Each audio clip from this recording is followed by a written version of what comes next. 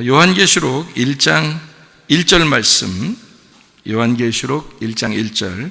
예수 그리스도의 계시라. 이는 하나님이 그에게 주사 반드시 속히 일어날 일들을 그 종들에게 보이시려고 그의 천사를 그 종 요한에게 보내어 알게 하신 것이라. 거기에 요한계시록이니까 아무래도 뭐가 가장 중요한 단어겠어요? 계시라는 말이 가장 중요한 단어겠죠. 그래서 이 계시라는 말이 어떤 의미를 갖고 있냐면요, 아포칼립시스라는 단어입니다. 아포칼립시스라는 단어를 먼저 알고 있어야 계시가 무엇인지를 알게 돼요. 아포칼립시스라는 이 단어는 어떤 뜻이냐면 드러냄이라는 단어예요. 드러냈다, 나타났다, 이제 빛으로 이렇게 명시돼서 나타났다. 이제 어두웠는데 빛으로 이렇게 밝혀졌다. 이게 바로 계시라는, 아포칼립시스라는 단어입니다. 이 단어는 어디서 온 단어냐면 아포칼립토에서 나온 단어예요. 아포칼립토라는 단어가 계시라는 단어인데 덮개를 제거하다라는 단어입니다. 덮개를 제거하다. 그러니까 뚜껑 열었다 이 말이에요. 뚜껑 열었다, 뚜껑을 제거했다, 나타나다, 폭로하다. 그러니까 여러분이 이제 성경 보통 책들은 처음에 열고 그 다음에 마지막에 대해서는 닫고 이러죠. 그렇게 얘기하죠, 그죠? 처음에 책을 열어서 다 읽고 그 다음에 닫고 이렇게 시작과 끝을 그렇게 얘기하잖아요. 근데 성경은 반대예요. 성경은 처음엔 닫아놓고 마지막에 요한계시록에서는 열어준다. 이렇게 보면 이해가 될 것입니다. 그래서 이 단어 자체가 계시, 그러니까 앞에 있는 내용들을 다 이제 닫혀져 있었던 내용들을 요한계시록에 와서 열어준다 이렇게 보는 겁니다. 그러니까 닫아놓고 열어준다, 이게 성경이죠. 그러니까 다른 책들하고 좀 다르죠. 순서가 좀 바뀐 겁니다. 닫고 연다는 거죠. 그러니까 열고 닫는 게 아니고 닫아놓고 있다가 열어준다, 그런 의미를 가진 것이 계시라는 단어예요. 계시. 무슨 말인지 아시겠죠? 그러니까 요한계시록을 잘 알게 되면 성경이 많이 이렇게 풀려나가겠죠. 왜냐하면 이렇게 묶어놨던 것이 풀어진다, 또는 닫아놨던 것이 열어진다 하기 때문에 열리고 풀어지고 하는 그런 내용들을 알게 됩니다. 이 요한계시록을 보면. 그럼 이제 요한계시록을 놓고 앞에 것들을 이해할 수 있게 되는 거고요.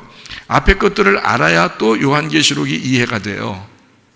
그러니까 양쪽 다 알아야 되겠죠. 성경을 구약을 통해서는 신약을 알게 되고 신약을 통해서는 구약을 알게 된다, 이제 이런 얘기가 되겠습니다. 그러니까 구약과 신약이 함께 어우러져서 이해할 수 있도록 성경을 봐야 된다, 그런 얘기입니다. 그래서 이 계시라고 하는 것은 의미가 뭐라고요? 덮개를 벗겨내었다. 덮개를 벗겨냈다는 말은 그 덮개가 있을 거 아닙니까? 그죠? 그러면 덮개를 뭐라고 여기서는 생각하고 덮개라고 했을까요? 덮개가 뭐라고 생각하고 덮개라고 했을까요? 덮개를 열어줘야 되는데 어쨌든. 그래서 그 덮개를 뭐라고 생각하고 덮개를 열었을까? 그 덮개가 율법입니다. 그러니까 이게 이제 율법을 덮어놓고 있었는데 이것을 열어주었다. 그러니까 율법을 깨닫게 해주셨다, 이런 말이에요. 그러니까 율법은 여러분이 폐하는 거라기보다도 완성되는 것이다, 이런 얘기 들어봤죠, 그죠? 율법은 폐한다, 없어져 버린 게 아니라 이것을 완성한다라는 의미를 가지고 있어야 이해할 수 있어요. 그래서 예수님의 십자가라고 하는 것은 율법을 없앴다라기보다는 율법을 완성했다, 이렇게 해야 맞는 얘기죠. 그래서 율법이라고 하는 그 뚜껑 덮여져 있던 것을 예수 그리스도를 통해서 열어지게 되었다, 그 내용을 이제 여기 요한계시록에 담아놨다, 이렇게 보면 좀 더 이해할 수가 있습니다. 벗겨내면 그러니까 뭐가 보이겠어요? 율법을 벗겨내면 그 벗겨낸다는 말은 이제 껍질을 벗겨낸다, 이렇게 보는데, 껍질을 벗겨내면 속에 있는 알맹이를 알게 되는데 그 껍질을 벗겨냈어. 그럼 껍질을 벗겨내면 성경에 이제 덮어놨던 그 껍질을 벗겨내면 속에 있는 뭘 깨닫게 될까요? 속에 있는 예수님을 발견하게 되죠. 그러니까 덮개를 열면, 껍질을 벗기면, 뚜껑을 열면 속에 있는 예수님을 발견하게 된다. 그 책이 어떤 책이라고 그러니까 계시록이라고. 계시록이라고 하는 건 예수님을 정확하게 발견하고 깨닫게 하기 위해서 뚜껑 덮어져 있었던 거를 열어주는 책이다. 껍질을 벗겨내는 책이다. 여러분 구약 성경을 보든지 신약 성경을 보든지 어떨 때 보면 막 예수님 얘기한 것도 어떨 때는 이해가 안 되려고 하는 것도 있잖아요. 구약도 보면 어떤 건 이해가 잘 안 되는 부분들도 막 있다고요. 근데 그게 뭐냐면 껍질이 덮여 있어서 그런 거예요. 이거를 요한계시록까지 가서 성경을 이제 알게 되면 껍질이 벗겨지게 되고 예수님을 깨닫게 된다. 이제 이런 이야기가 되는 것입니다. 그래서 계시록이라고 하는 것을 우리가 좀 이해를 좀 하고 있어야 되겠고, 그 계시를 통해서 예수님을 발견하게 된다. 이제 그렇게 우리는 성경을 보게 됩니다. 우리 성경에 이 책은 성경책이라고 하는 건요, 사실은 영적인 책입니다. 요한계시록을 쓸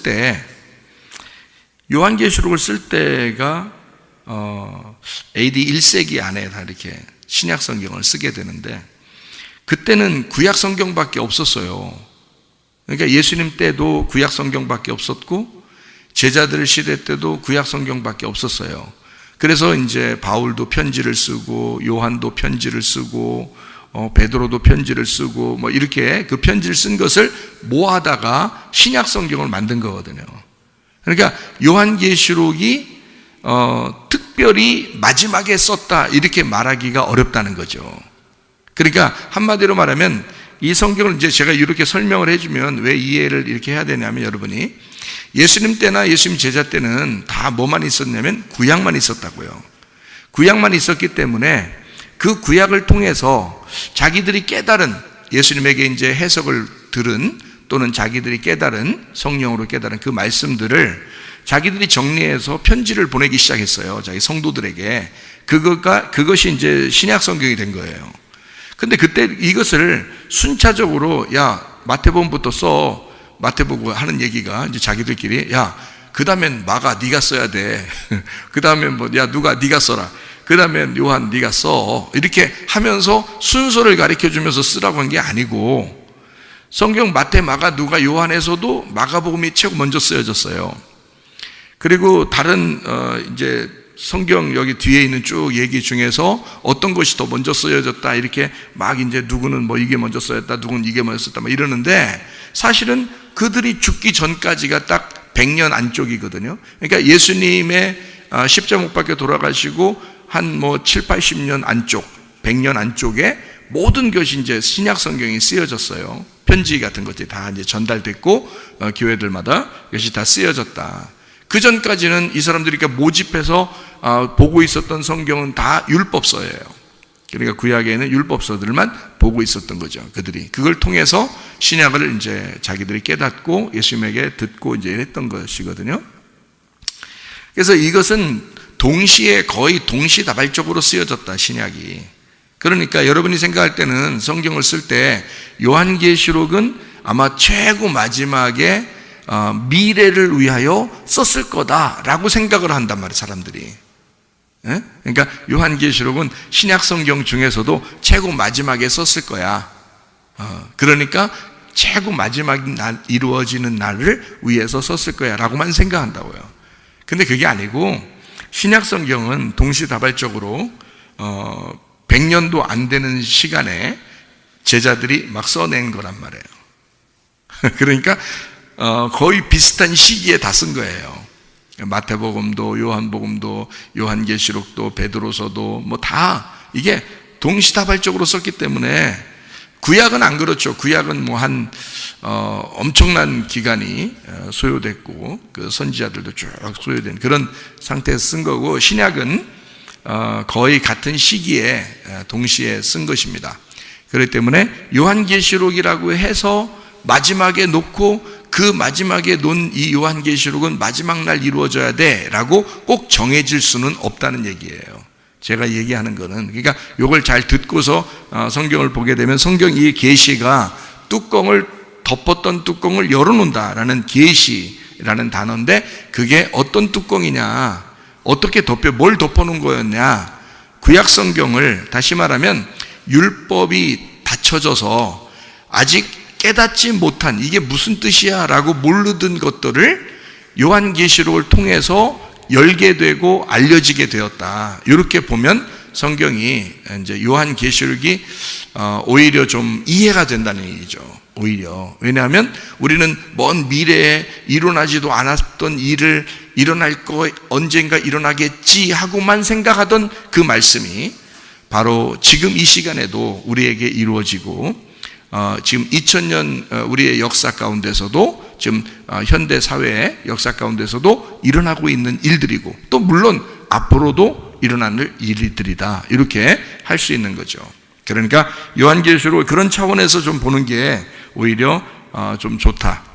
사람은 영과 혼과 몸으로 되어 있습니다. 영은 하나님을 담는 그릇이에요. 혼이라고 하는 것은 영을 담는 그릇이고요. 무슨 말인지 알겠죠? 영, 혼, 몸이 있을 때 영은 하나님을 담는 그릇이고 혼은 영을 담는 그릇이고요. 몸은요, 이제 영혼을 담는 그릇이겠죠. 우리 영혼을 담는 그릇이 되는 거죠. 그러니까 이게 다 중요한 거죠. 여러분, 예수님 십자가 못 박혀 돌아가실 때 뭐가 구원받았다고 그래요? 여러분, 몸이 구원받았다고 그래요? 아니죠. 몸이 구원받았다고 그러지 않고 우리 영이 구원받았다 그렇게 말하죠. 우리 영이 새로워졌다 이렇게 말하죠. 성경적으로 말하면 우리 영이 새로워집니다. 그러면 영이 새로워졌지만 겉으로 모습에는 모르죠. 잘. 그래서 우리가 살아가는 동안에 우리의 혼이, 우리의 마음이, 우리의 그 생활이 그리스도를 닮아, 그러니까 그리스도가 우리의 감독 되셔서 그리스도를 따라가는 삶을 살아가는 것이 우리의 지금 교회 생활이에요.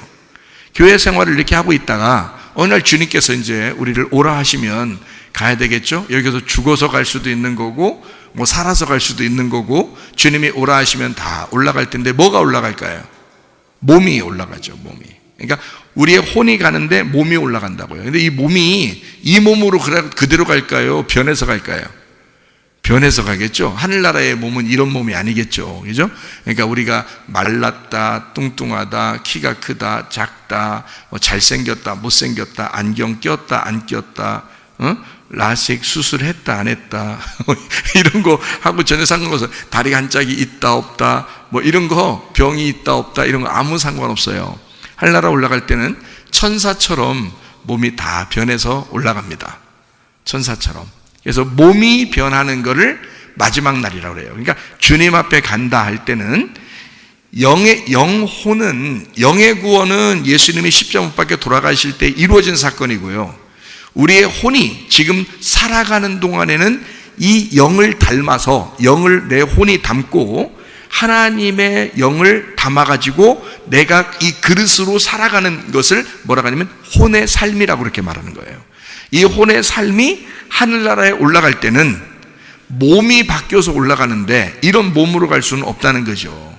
그래서 주님 이제 만날 때는 여러분이 이제 천사처럼 변해서 몸이 다 변해서 남자도 아니고 여자도 아닌 결혼도 안 하고 이렇게 간다는 거죠. 그러니까 그런 모습으로 가는 것을 영원한 구원이라 그래요. 그러니까 처음에 예수님이 십자가 못 박혀 돌아가실 때의 구원은 영의 구원이고 지금 우리의 삶에서는 혼의 구원이라고 말하고요. 영혼의 구원이라 그렇게 말하죠. 그리고 주님 나라 갈 때는 몸의 구원이라 그렇게 말하는 거예요. 그래서 그리스도의 몸으로 변화하여 올라간다 할 때 그걸 영원한 구원이다 이렇게 말하죠. 그러니까 영과 혼이 온전하게 그리스도 닮은 사람이 그리스도의 몸을 입고 가는 거예요. 그게 이제 완전한 거죠. 완전한 구원이다. 자, 무슨 말인지 이해가 되시겠죠? 무슨 말인가? 예, 이게 사람들이 얼렁뚱땅 그냥 아유 우리 예수님 십자가 못 박혀 돌아가시니까 우리 다 구원받았어. 뭐 너 구원받았네, 나 구원받았네, 다 우리 구원받았네 이렇게 그냥 얼렁뚱땅 얘기하면 안 된다는 거죠. 그러면 생활을 아무렇게나 한다는 거예요. 예수님 돌아가셨는데 뭐 나 예수님 믿어. 그러니까 난 아무렇게나 살아도 난 천국 갈 수 있겠어. 예수님 나 믿으니까 이렇게만 얘기하니까 아무렇게나 생활한다는 거지. 아니에요. 영혼의 구원이라는 것은 영혼의 삶, 다시 말하면 영혼이 나의 생활 가운데 구원을 받아야 된다는 거예요. 영혼이. 영혼은 나 자신이잖아요. 우리 자신의 생활을 말한다고요. 이 땅에 태어났지만 하늘나라의 생명으로 다시 바뀌는 삶이죠. 그러니까 땅의 삶에서 하늘의 삶으로 바뀌고 아래에 있는 자가 위의 소망을 보고 바라보고 살아가는 사람. 그러니까 땅에 속한 자가 하늘에 속한 사람으로 바뀌어 생활하는 교회 생활들, 이런 것들을 영혼의 생활이라고 그렇게 말하죠. 구원받은 영혼은 그리스도를 감독 삼아서 우리의 목자를 감독 삼아서 살아가는 것을 우리의 혼의 감독자라 이렇게 얘기하는 거죠. 혼의 감독자 대신 예수님을 따라간다 이렇게 얘기하는 것입니다. 그게 성경에 나와 있죠. 베드로 전서 2장 25절에 보면 이렇게 나와 있습니다. 너희가 전에는 양과 같이 길을 잃었더니 이제는 너희 영혼의, 이 영혼이란 말은 이게 소울입니다. 이 소울이요. 이게 영혼인데요. 소울인데, 영어로는 소울인데 헬라어로는 푸시케예요. 푸시케의 목자와 감독 되신 이에게 돌아왔느니라. 그 말은 너 구원받았지 않냐? 너 영이 푸니우마가 구원받았지 않냐? 그러면 푸시케가 목자인 감독자 예수님을 따라가야 된다 이 말이에요. 그것이 지금 여기 베드로전서 2장 25절에 우리가 아무렇게나 너 사는 것이 아니다. 그리스도가 너를 위해 죽었지 않냐? 네가 진짜 예수 믿었다면 너희의 영혼은 그 감독자가 있다. 그 목자가 있다. 그 목자가 너를 인도할 것이다. 그래서 영혼의 목자인 예수님에게 우리가 이끌려 가야 된다. 이런 삶을 얘기하는 거란 말이에요. 그게 영혼이란 말입니다. 그래서 우리의 영혼은 지금 우리의 삶에서 아무렇게나 그냥 살으라고 우리에게 구원받게 한 것은 아닙니다. 우리의 생활은 교회 안에서 정상적으로 하나님이 원하는 하나님의 사람의 모습으로 살아가다가 주님 만나야 된다 그 말입니다. 이해가 되시겠죠? 무슨 말인가? 성경은 모든 모세나 선지자나 시편에서도 예수님에 대한 이야기를 다 해주고 있습니다. 그런데 예수님에 대한 이야기를 해주니까 구약을 통해서 예수님을 알아야 되겠죠. 근데 이게 구약은 예수님을 알자고 얘기하는 단도직입적인 얘기가 없단 말이에요. 그러니까 어디를 통해서 우리는 예수님에 대해서 알 수 있냐면 신약을 통해서 알 수 있거든요. 그래서 신약을 통해서 구약이라는 율법에 예수님을 발견해내는 겁니다. 그것이 이제 껍질이 벗겨진다는 얘기죠. 그 중에 핵심이 어디냐면 요한계시록이라는 거죠. 왜냐하면 요한계시록은 그것을 아예 열어주려고 닫혀 있었던 그 문을 열어주려고 준비하고 쓴 책이 요한계시록이니까. 그래서 요한계시록을 우리가 알게 되면 예수를 잘 알게 되고, 그리고 하나님을 믿게 돼서, 다시 말하면 아들을 잘 알게 되면 하나님 아버지를 믿게 된다는 얘기죠. 우리가 누구를 믿어서 총 가요? 하나님 아버지를 믿어 총 가죠. 근데 그 누구를 알아야 하나님 아버지를 알 수 있겠어요? 아들을 보면 아버지를 아는 거예요. 여러분 이런 말 있죠. 윗물이 맑아야 아랫물이 맑다, 이런 얘기가 있는데, 자 다시 얘기할게요. 아랫물이 맑아야 윗물이 맑았다는 사실이 증명된다는 얘기입니다. 자, 제가 다시 얘기하니까 어때요? 자, 윗물이 맑아야 아랫물이 맑다, 이런 얘기가 있죠. 그거는 아버지 입장에서 얘기하는 거죠. 그 위의 입장에서 얘기하는 거죠. 그죠?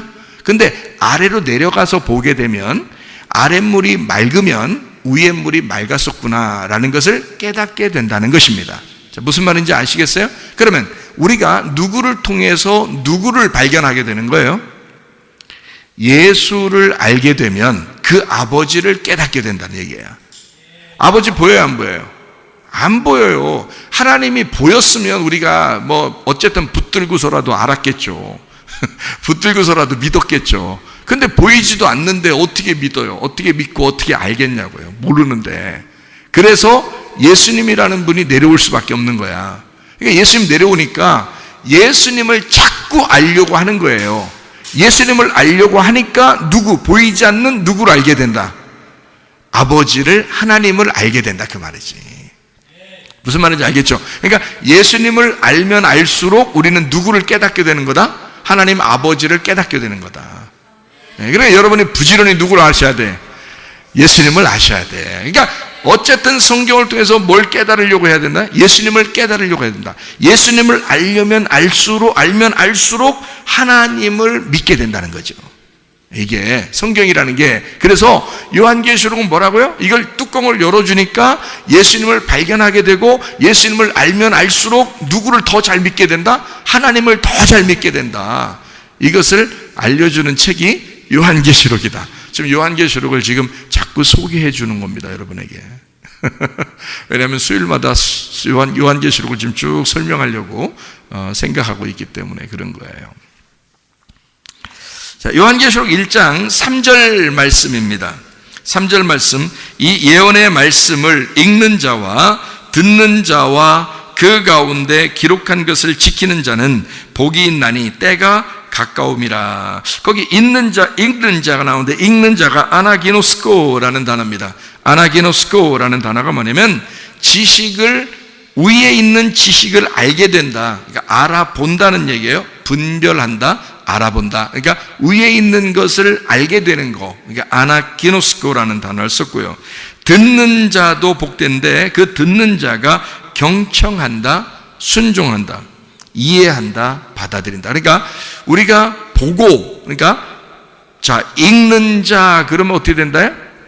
본다는 것에 좀 가깝다는 거죠. 본다. 그리고 듣는다, 그 말은 이해한다는 쪽으로 가깝죠. 그러니까 보고 이해하는, 그러니까 읽는 자와 듣는 자, 그러니까 경청해서 이해하게 되는, 깨닫는 의미를 얘기할 때 듣는 자라고 그러고요. 읽는 자라고 하는 것은 위에 있는 그 지식을, 위의 것을 보게 된다는 것을, 위의 것을 알게 된다는 것이 좀 가깝고요, 그 말이. 그리고 듣는다는 말은 그것을 보았을 때, 그걸 알게 됐을 때 깨달아 이해가 된다는 말이 듣는다. 그 다음에 지키는 자가 또 복이 있다는데, 지키는 자 테레오입니다. 이 테레오라는 이 지키는 자가 복이 있다는 말이 엄격하게 지킨다, 주의 깊게 관찰하고 보존한다, 유지한다라는 말입니다. 그러니까 이 하나님의 말씀을 우리가 보고 예수를 발견하게 되고 깨닫고 이해했으면 그것을 그대로 유지시켜야 된다. 그냥 까먹어버리고 막 잊어버리고 막 이러는 게 아니라, 그 말씀, 깨닫는 이 말씀을 계속 되새겨서 이것을 잊어버리지 않도록, 없애지 않도록, 이걸 잘 깨닫고 이해할 수 있도록 만들어주는 것이 지키는 거라는 거죠. 그러니까 지킨다 그러면 우리는 이제 생각할 때, 성경 읽고, 야, 성경 들었으면 너 지켜.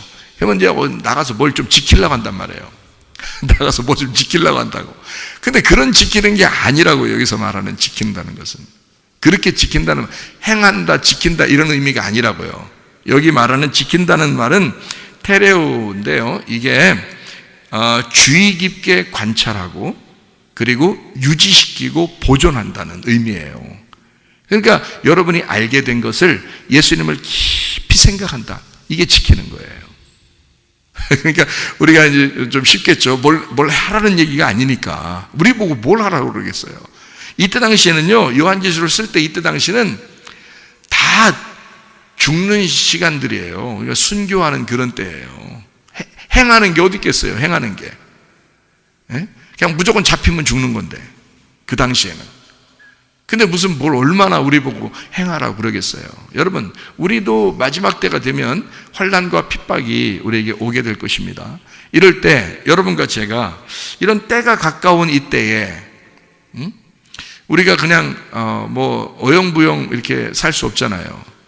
뭔가 이해하고 깨닫고 살아가야 된다. 대신에 이걸 마음속에 잘 간직하고 깨닫고 살아가야지, 뭘 어떻게 우리가 몸으로 뭘 어떻게 해야 되는 거를 얘기하는 게 아니라고요. 어떻게 하라는 게 아니라고, 이 말은. 그래서 읽는 자, 듣는 자, 지키는 자가 복이 있다. 왜 복이 있는가 했더니 여기서 보니까 때가 가깝다 그랬어요. 때가 가깝다. 이 때가 가깝다는 말이, 이 때가요, 이 때가 카이로스입니다. 카이로스라는 말이 크로노스하고 약간 좀 다른 의미를 가지고 있어요. 카이로스라는 말은 어떻게 보면 이런 의미예요. 제가 쉽게 설명하면요, 크로노스라는 시간이 이렇게 가로로 간단 말이에요. 가로로. 그러니까 우리가 오늘 지금 조금 전에 예배를 시작했으면 말씀을 나누고 좀 있으면 예배가 끝난다는 거예요. 이렇게 가는 시간을 크로노스라 그래요.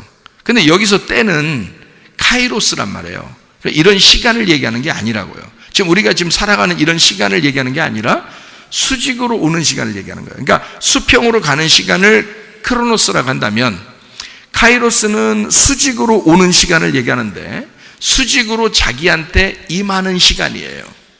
그게 때라고 하는 거예요.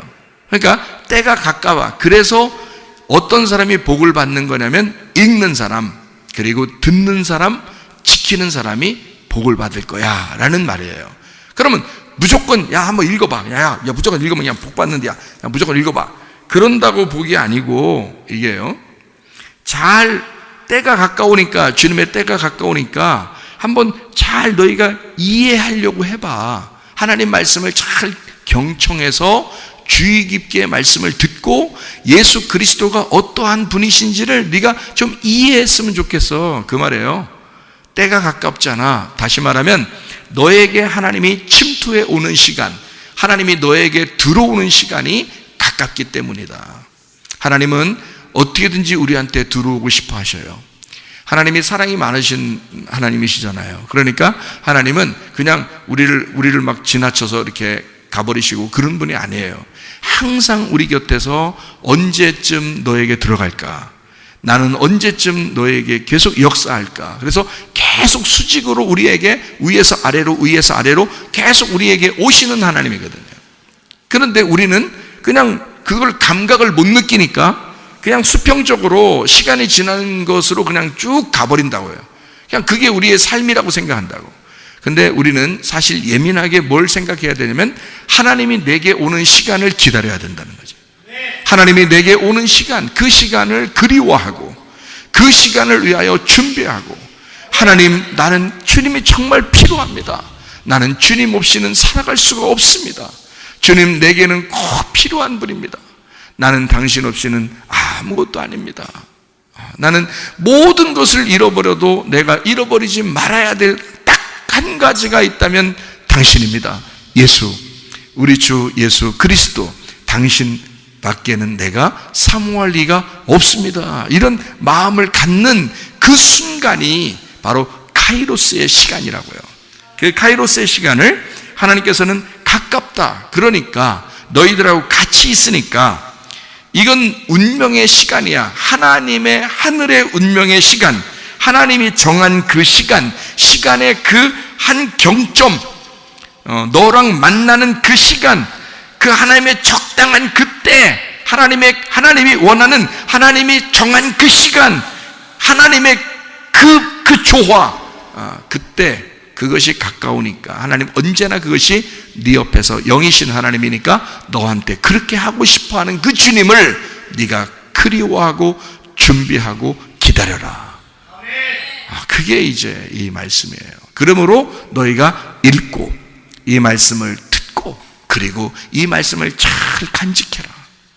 이제 이걸 지켜라라는 말이라고 이렇게 해서 여러분이 혹시 막 지켜나가야 된다라고 이렇게 생각하면 그것도 율법이 되는 거죠. 그런 게 아니고 여기는 잘 보존하고 네가 이것을 유지시키고 잘 살펴서 이걸 그대로 주의 깊게 엄격하게 지켜내야 된다. 이제 이런 의미예요. 이걸 보존시켜야 된다. 보호하고 있어야 된다, 이 말씀을. 왜냐하면 이 예수라는 그 분을 네가 깨달았으면 그걸 조금이라도 깨닫게 되고 알게 되면 그걸 끝까지 보존을 시키고 붙들고 있어야 된다. 왜냐하면 그분이 구원자니까, 그 예수가 너의 구원이니까. 무슨 말인지 아시겠죠? 네, 그런 말씀을 여기서 1장 3절에 해주고 있습니다. 구원받는 때가 바로 언제를 얘기하냐면 바로 지금이다라고 고린도 후서 6장 2절은 말씀하고 있죠. 보라, 지금은 은혜 받을 만한 때요, 보라, 지금은 구원의 날이로다, 이렇게 이야기하죠. 그 때가 카이로스예요. 거기에서도 때가 카이로스를 얘기합니다. 그러니까 하나님의 그 시간, 바로 지금 그 일이 이루어질 것이다 라고 하는 그런 말씀들을 해주고 있습니다. 성경에 요한계시록 1장 3절 읽었거든요. 4절 한번 읽습니다. 4절을 보면 뭐라고 되어 있냐면, 요한은 아시아에 있는 7교회에 편지하노니 이제도 계시고 전에도 계셨고 장차 오실 이와 그의 보좌 앞에 있는 7 영과, 이렇게 되어 있습니다. 그리고 8절의 말씀을 보니까 주 하나님이 이르시되 나는 알파와 오메가라, 이제도 있고 전에도 있었고 장차 올 자요 전능한 자라 하시더라, 이렇게 되어 있습니다. 그러니까 4절에도 이제도 계시고 전에도 계셨고 장차 오실 이, 이렇게 되어 있고요. 8절에도 보니까 이제도 있고 전에도 있었고 장차 올 자요, 이렇게 되어 있잖아요. 그렇게 말씀하는 얘기가 여기 나오는데, 여기에 보는 이 장차 올 자라는 말이 장차가 아니고요. 우리 장차 이렇게 장차라는 말이 써 있으니까 우리는 장차 이렇게 생각하는데, 미래라고 생각하는데 사실은 현재입니다. 현재. 그러니까 오시는 이, 지금 장차 오신다 하는 게 사실 지금 오신다 하는 말과 같은 말이에요. 이걸 엘코마이라고 그러는데요. 엘코마이라고. 장차 오실 이가 아니라 사실 지금 오시는 이라고 말하는 그런 말씀이에요. 요한계시록에도요, 22장을, 여러분 요한계시록 22장 17절의 말씀해 보니까 성령과 신부가 말씀하시기를 오라 할 때는 이제 엘코마이라는 말이에요. 오라 하시는도다. 듣는 자도 오라 이렇게 할 때 다 이게 오라, 듣는 자 오라 할 때 이것도 엘코마예요. 엘코마이라는 말을 다 써요. 온다, 간다, 뭐 오신다, 뭐 이런 얘기 할 때는 다 엘코마이라는 단어를 쓰는데, 이 듣는 자가 오라, 뭐 이런 얘기를 여기서 하잖아요. 목마른 자도 와라. 17절에 보니까 목마른 자도 올 것이요, 또 원하는 자는 값없이 생명수를 받으라, 뭐 이런 얘기를 합니다. 그러니까 듣는 자 오라, 엘코마이, 2인칭, 단수, 과거, 능동태, 명령법, 이 말이거든요. 그럼 다시 이걸 설명하면 당신이여 오세요, 주님 오세요, 이 말이에요. 주님 오세요. 목마른 자도 와라 그러는데 엘코마입니다. 여기서는 3인칭, 단수, 과거, 능동태, 명령법입니다. 그 말은 그가 올 것이다 라는 말이거든요. 자, 그러면 봐요.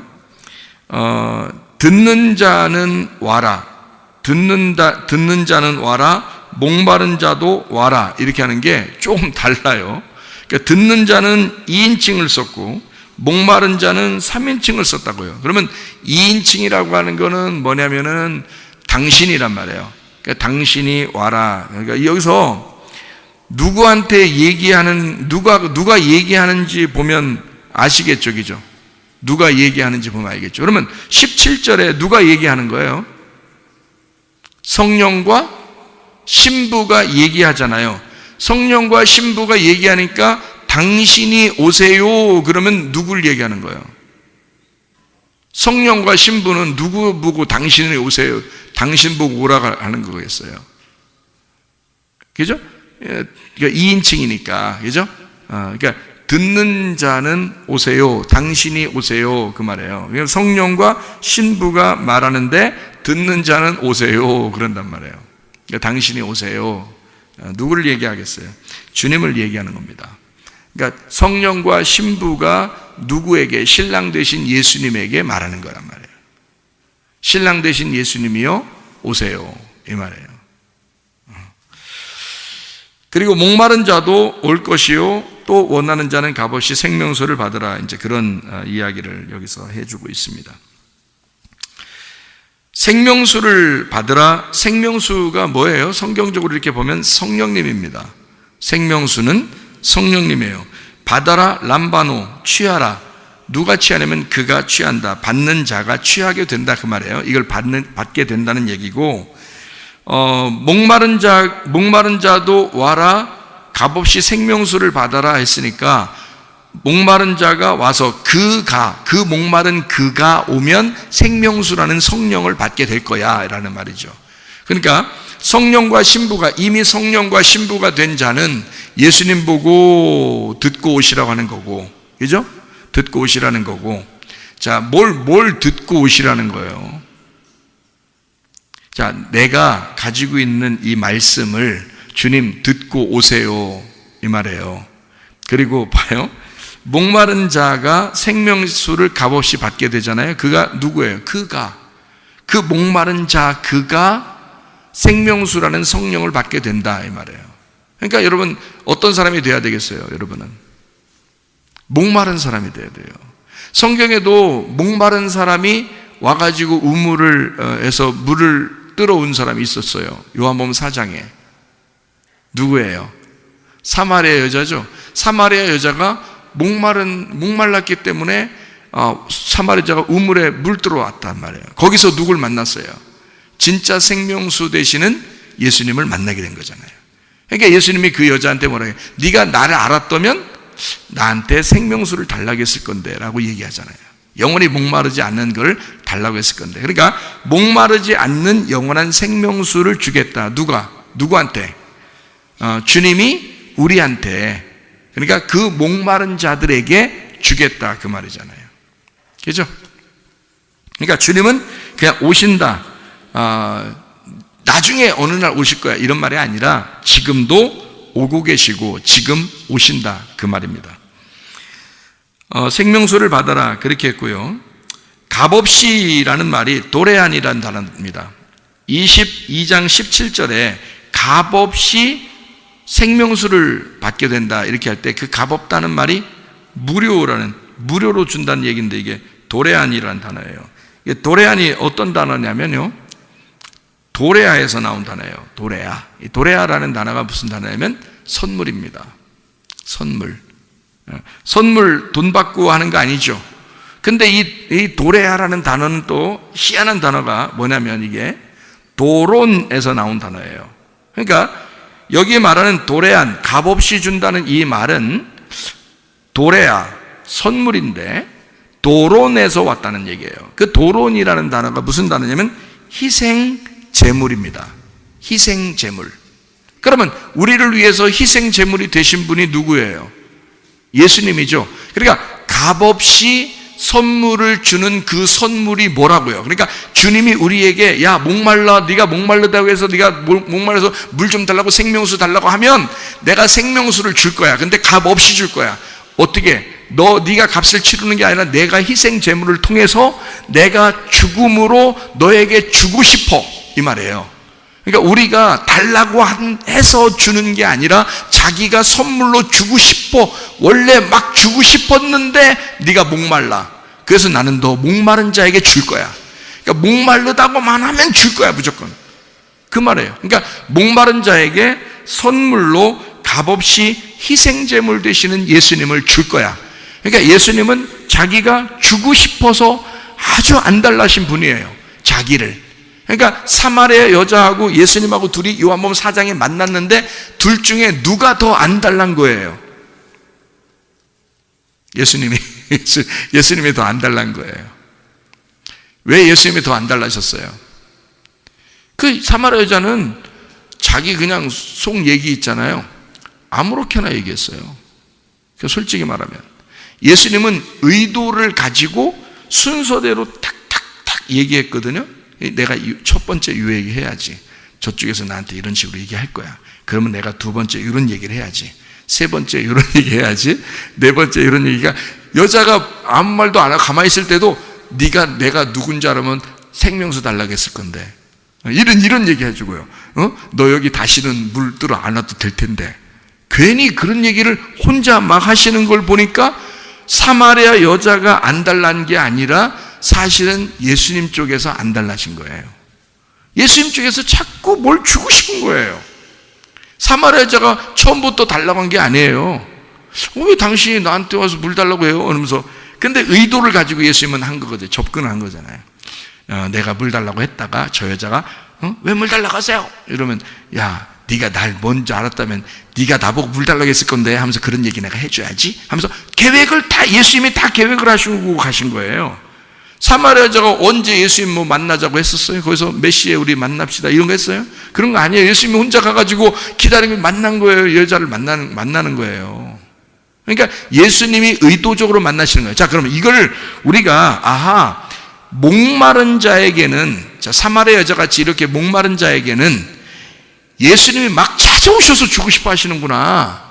그거를 우리가 알았다면, 값없이 선물로 주고 싶어 하시는 하나님이시구나 라는 것을 알았다면, 여러분, 주님이 나에 대해서 아주 애처롭게 지금도 나를 기다리고 사랑한다는 얘기예요.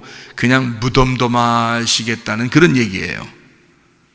사랑하시고 애처로워하시고, 사실은 우리 쪽에서 무덤덤하죠. 우리 쪽에서 별로 감각이 없어서 그런 거지, 예수님은 우리한테 어떻게든지 뭘 주고 싶어서 그렇게 안달안달 하시는 분이고, 실제로 우리보다 더 사랑하시는 분이 예수님이라는 거죠. 선물 받는 사람 쪽에서 받을 때는 흥분하지만 받기 전까지는 모르는 게 선물이에요. 받기 전까지는. 근데 그 받기 전까지 누가 더 안달난 거예요? 선물 준비하는 사람이 안달나는 거예요. 그래서 사랑하는 사람을 위해서 사랑하는 만큼 선물을 준비하는데, 선물 준비하는 사람이 선물 준비하면서 너무 행복하다는 거죠. 그 행복을 누가 가지고 계실까? 그 선물 준비하는 행복을 누가 가지고 있을까? 예수님이십니다. 그 말은 예수님이 여러분을 그만큼 사랑하신다는 말이에요. 목마른 자들아 다 내게로 와라. 내가 너희를 쉬게 하겠다. 그리고 너희를 마시게 하겠다. 값없이 다 줄 거야. 값없이 너에게 생명수를 줄 거야.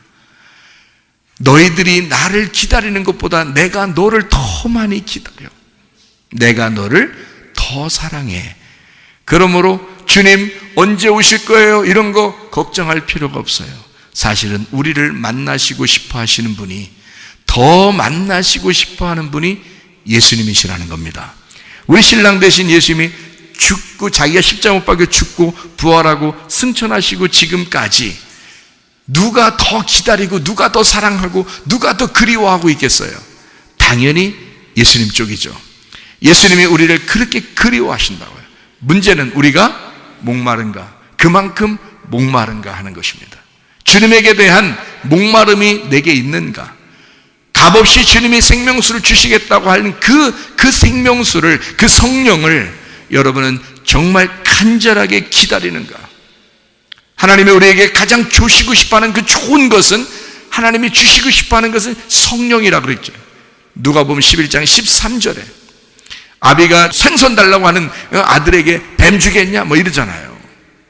그런데 하물며 아버지 하나님이 우리에게 성령을 주시지 않겠냐 이렇게 말하잖아요. 그게 여기 값없이 주시는 생명수라고요.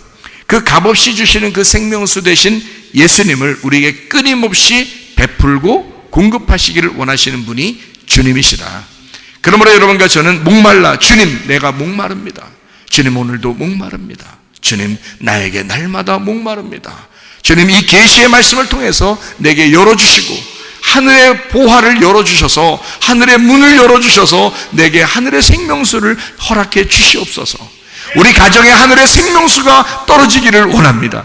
내 마음속에 하늘의 생명수가 떨어지기를 원합니다. 우리 한 목소리로 한번 기도하겠습니다. 한 목소리로 기도할 때 우리 하나님, 내게 생명수가 흘러넘치게 도와 주시옵소서. 내 배에서 생수의 강이 흘러넘치게 도와 주시옵소서. 주의 뜻대로 살다가 주님 만나게 없어서 기도합니다. 우리 하나님 아버지가 인도하시고 사랑하심을 믿습니다. 주님만이 영광 받아주시고 주님만이 감사를 받아 주옵소서. 하나님 목마른 자가 되게 도와 주옵소서. 우리 하나님 주의 영을 사모하는 자가 되게 도와 주옵소서. 주님을 그리워하며 주님 앞에 준비된 주의 사람들이 다 되게 하셔서 하나님 생명수 강물이 우리 속에 흘러넘치게 하옵소서. 하나님 감사합니다. 비염은 떠나갈지어다, 아토피 떠나갈지어다, 위장병 떠나갈지어다, 어지럼증 사라질지어다, 두통은 사라질지어다, 류마티스 관절염 떠나갈지어다, 어깨 통증 사라질지어다, 허리디스크 목디스크 떠나갈지어다, 심장병 온전해질지어다, 각종 종양 암떠리 떠나갈지어다, 감기 몸살 온전해질지어다, 협착증 사라질지어다, 건성피부 온전해질지어다, 이명은 사라질지어다, 자가면역 질환 온전해질지어다, 식도염 사라질지어다, 유리교석 떠나갈지어다, 전립선 온전해질지어다, 우울증 불면증 호환장애 두려움 불안 초조 다 떠나갈지어다, 음란 거짓 돌출 미움 욕심령은 다 떠나갈지어다. 지금 이 시대에 퍼져나가고 있는 모든 전염병에서도 우리가 자유하게 하시고 하나님 우리의 몸이 모두 건강하게 주님 인도해 주시옵소서. 모든 질병과 고통에서 해방받게 도와주옵소서. 가정의 모든 문제를 해결되게 도와주옵소서. 성령의 기름부시고 예수의 축복이 넘치게 도와주옵소서. 특별히 하나님 이 마지막 때에 하나님의 생명수를 그리워하며 준비된 주의 사람들이 되어 주여 그리스도 안에서 준비된 하나님의 백성들, 주님을 그리워하며 기다리는 주의 사람들이 되어 주님과 동행하다가 주님 만나게 도와주시옵소서. 예수 그리스도 존귀하신 이름 받들어 기도 올리옵나이다. 아멘.